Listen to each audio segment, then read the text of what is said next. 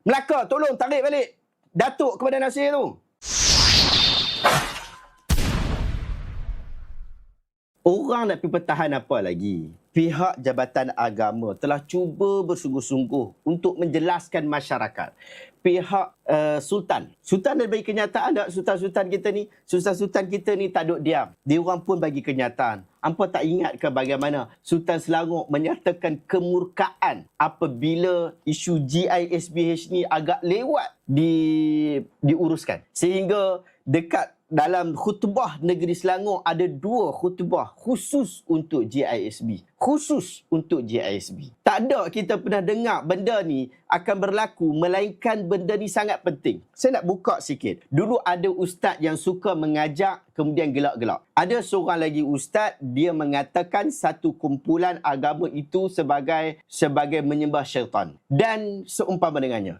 Khutbah Jumaat keluar untuk mengkritik 2 orang ustaz ni. Tapi nama dia orang tak disebutkan. Situasi tempat berlaku pun tak disebutkan. Background kita tak berapa nampak, seolah-olah ia memberikan teguran secara umum. Tetapi isu GISB, khutbah Jumaat di 2 kali di negeri Selangor khusus cerita berkaitan tentang GISB. Siap nama dia ditempelkan dekat situ. Menunjukkan bahawa isu ni bukan isu kecil. Dan benda ni dekat negara kita di Malaysia. Awak nak sebut tentang anak-anak, bagaimana khutbah Jumaat itu telah menyebutkan tentang kanak-kanak yang telah dieksploitasi oleh pihak GISB. Kita orang Melayu, kita orang Islam, kita kata kita menyanjung sultan-sultan kita, raja-raja kita ni. Tetapi apa yang mereka sebut kita pertikaikan. Kita tak menghormati, bahkan kita mencemari lagi dengan kita mempertahankan GISB, nak backup GISB. Itu adalah satu perkara yang cukup salah daripada sudut kenegaraan.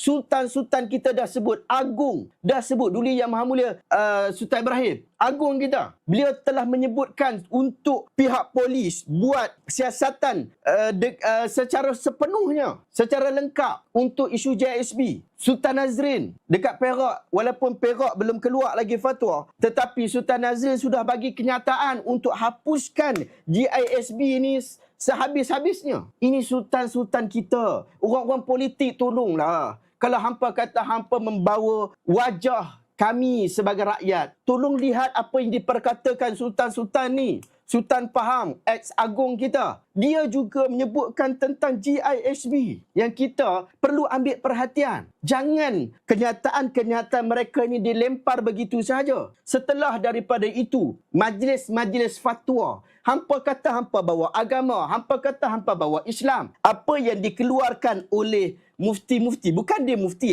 dia jawatan kuasa fatwa. Apa maksud jawatan kuasa fatwa? Dia ada belasan orang atau puluhan orang di dalam jawatan kuasa fatwa tu, mereka bersidang membincangkan tentang satu perkara. Bukan seorang bukan satu orang mufti, tetapi satu jawatan kuasa fatwa. Mufti dia tak boleh keluarkan fatwa. Ingat sahabat-sahabat, mufti dia tak boleh keluarkan fatwa kerajaan. Dia hanya boleh memberikan nasihat sahaja. Tetapi yang keluar kepada kita ni, ini bukan nasihat daripada mufti. Ini adalah keputusan daripada ahli majlis fatwa. Sekurang-kurangnya ada 6 ahli majlis fatwa dah keluarkan kenyataan tentang kesesatan JSB. Dia tak sebut bahawa kesesatan JSB ini hanya kepada isu akidah sahaja. Tetapi dia sebut kesesatan JSB berlaku daripada sudut akidah, berlaku juga daripada sudut syariat, daripada sudut ekonomi. Apa yang mereka lakukan pada hari ini, ekonomi, nak kata Islam, dia bukan Islamik. Oleh sebab itu, siapa yang masih lagi yang mengatakan dia orang Islam,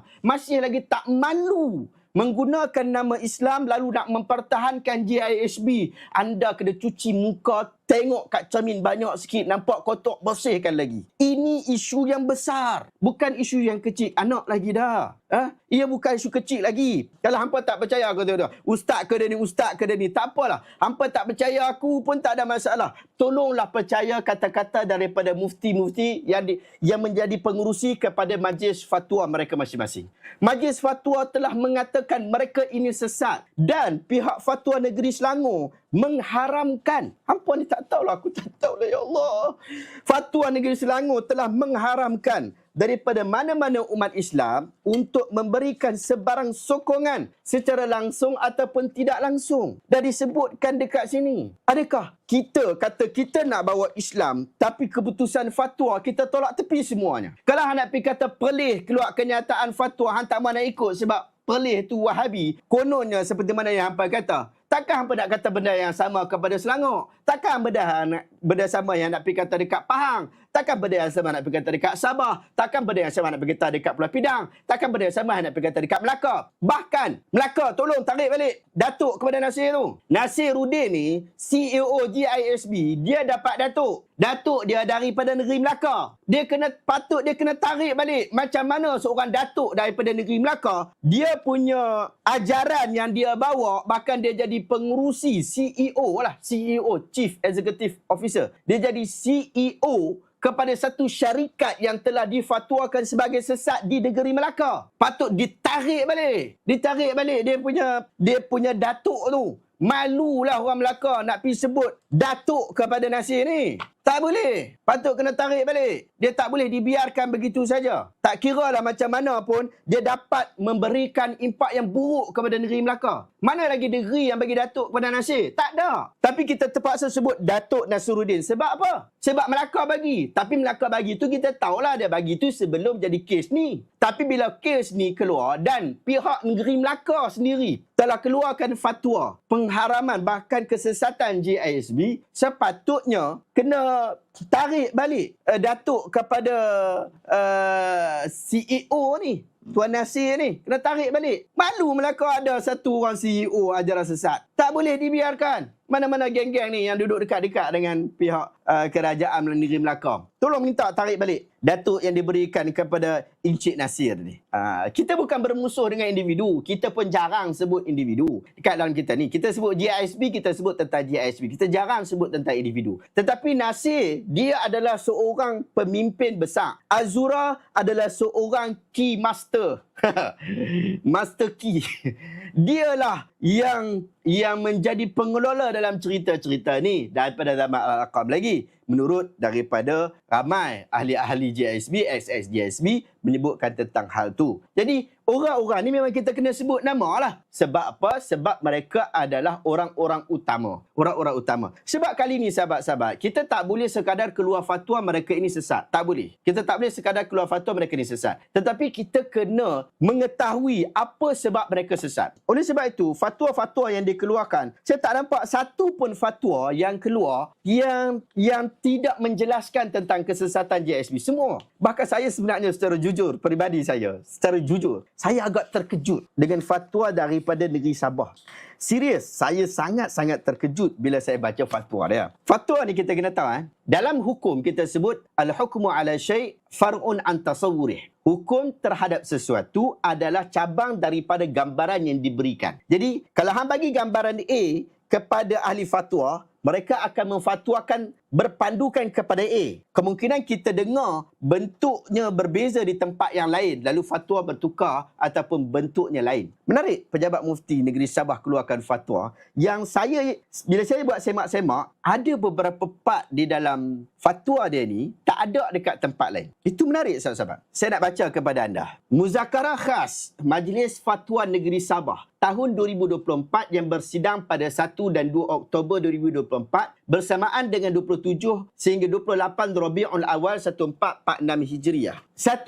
Ajaran, amalan, pegangan dan fahaman ajar ahli jemaah GISBH dan rangkaian syarikat gabungannya adalah bercanggah dan menyeleweng dari ajaran Islam yang berteraskan pegangan ahli sunnah wal jamaah Asy'ariyah Maturidiyah. Yang tu saya dah baca tadi, okey, tak ada masalah. Memang sesat. Yang kedua, penyelewengan ini meliputi aspek akidah, syariah, akhlak, kekeluargaan, kemanusiaan, muamalah ekonomi dan membawa kepada perpecahan umat serta boleh mengancam keselamatan negara. Nampak tak? Dia tak silap saya. Kalau saya terlepas, saya minta maaf. Mungkin sahabat-sahabat boleh ingatkan saya. Ini adalah satu-satunya fatwa yang keluar menyebutkan tentang ini boleh mengancam keselamatan negara. Ia boleh memberikan ancaman kepada keselamatan negara. Ini penting ya sahabat-sahabat. Ini penting sahabat-sahabat. Jadi kalau orang pakai sosma jangan marah. Yang ketiga, penyelewengan daripada sudut akidah. Antaranya, meyakini Abu Ya, Asy'ari Muhammad, gaib dan akan muncul bersama Imam Mahdi, Syekh Suhaimi sebagai pembantu Imam Mahdi di akhir zaman. Yang ini kita dah baca dalam fatwa yang lain.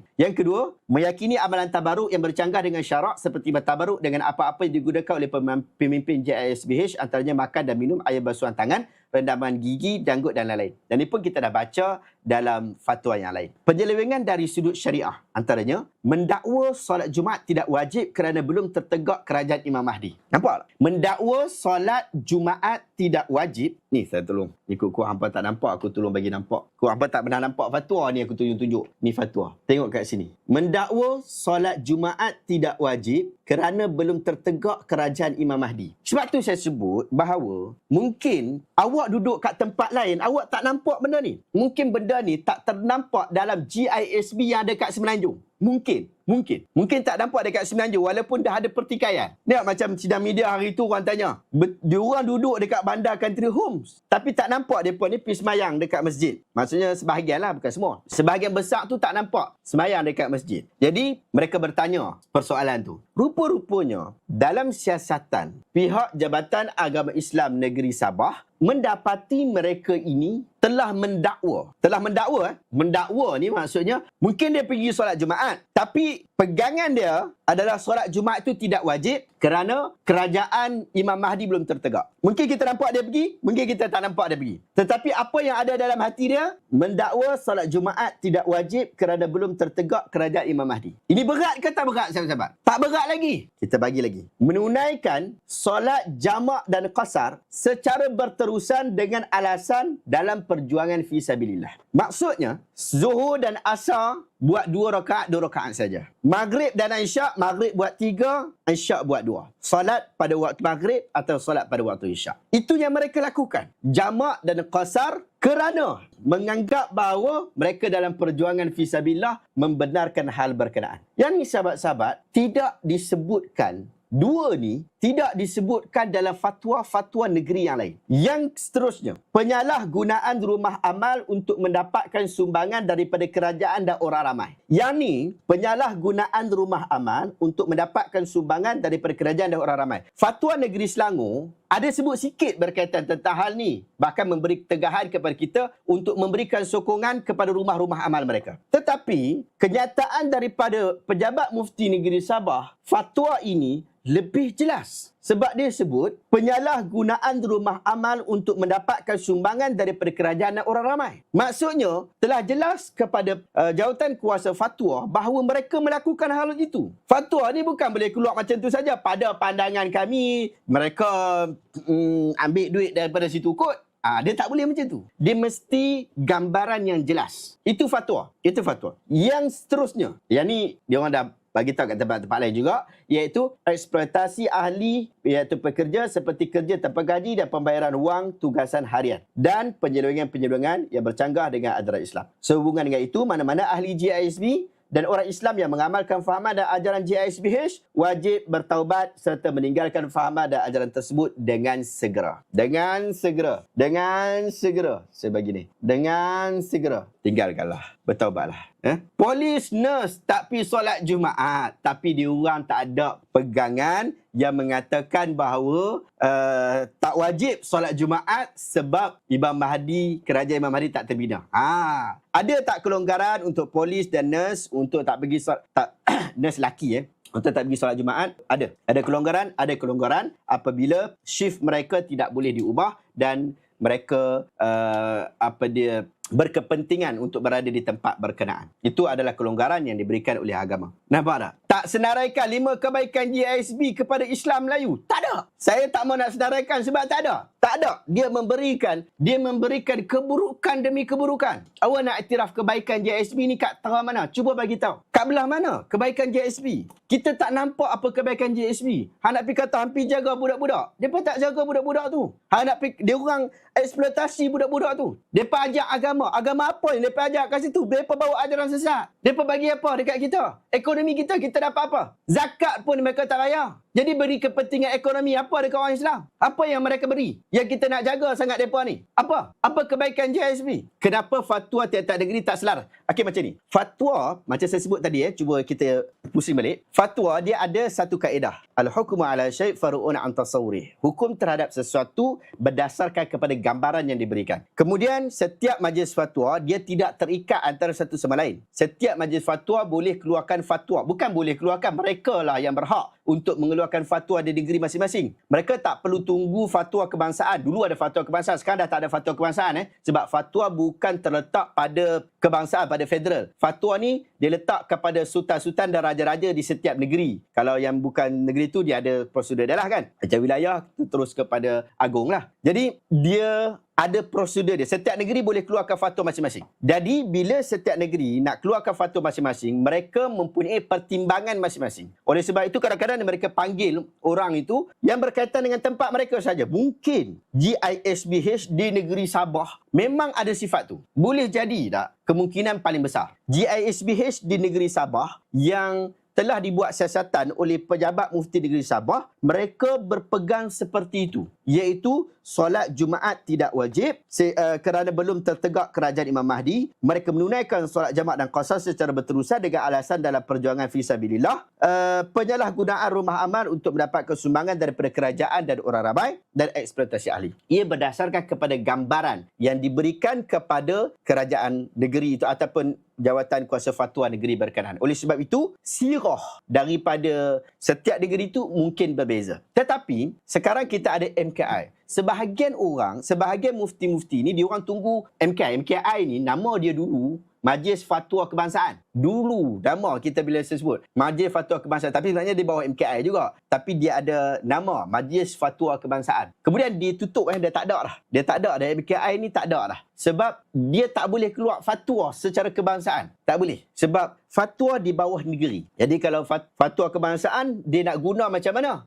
Dia tak ada mahkamah syariah sendiri. Dia tak ada. Jadi mahkamah syariah ni dia bawah kerajaan negeri. Jadi fatwa-fatwa ni di bawah kerajaan negeri masing-masing. Jadi bila fatwa, bila ada persidangan MKI. MKI ni dulu saya sebutlah, dulu depa buh nama Majlis Fatwa. Sebenarnya MKI itu memang nama lama dah. Tapi dia ada satu nama yang terkenal pada waktu itu adalah Majlis Fatwa Kebangsaan.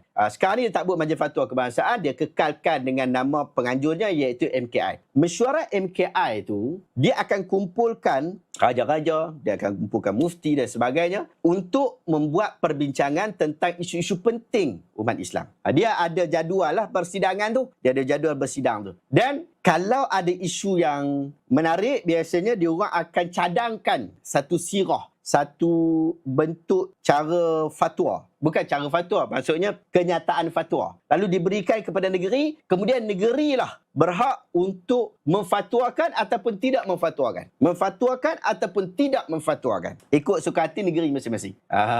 Jadi, kemudian pihak negeri bawa balik, kemudian dia bincang, dia orang fatwakan, bawa, kalau nak wartakan, dia akan bawa ikut prosedur warta. Warta ni apa? Warta ni dia akan jadi implikasi undang-undang yang lebih berat. Macam isu Tuan Negeri Selangor, dia telah diwartakan. Banyak lagi negeri yang lain pun telah diwartakan. Nampak tak? Jelas tak? Inilah berkaitan tentang hakikat fatwa. Sebab tu jangan main-main. Bila dia fatwa benda yang sama, benda ni jadi benda berat lah. Kita jangan duk main-main pula. Dia kata benda ni, aduh, mereka ni tertipu lah, mereka ni pembohong. Han nak kata pembohong kat siapa? Han nak berkata pembohong kat siapa? Han nak kata bahawa mufti-mufti ni tak boleh percaya? Han nak pakai yang tu? Tak boleh. Ini adalah satu perkara yang cukup jelas. Kita nak sebut bahawa orang yang nampak, dia akan nampak sesungguhnya. Kalau yang nak bohong tu, nampak sangat duk pembohong. Wallahualam.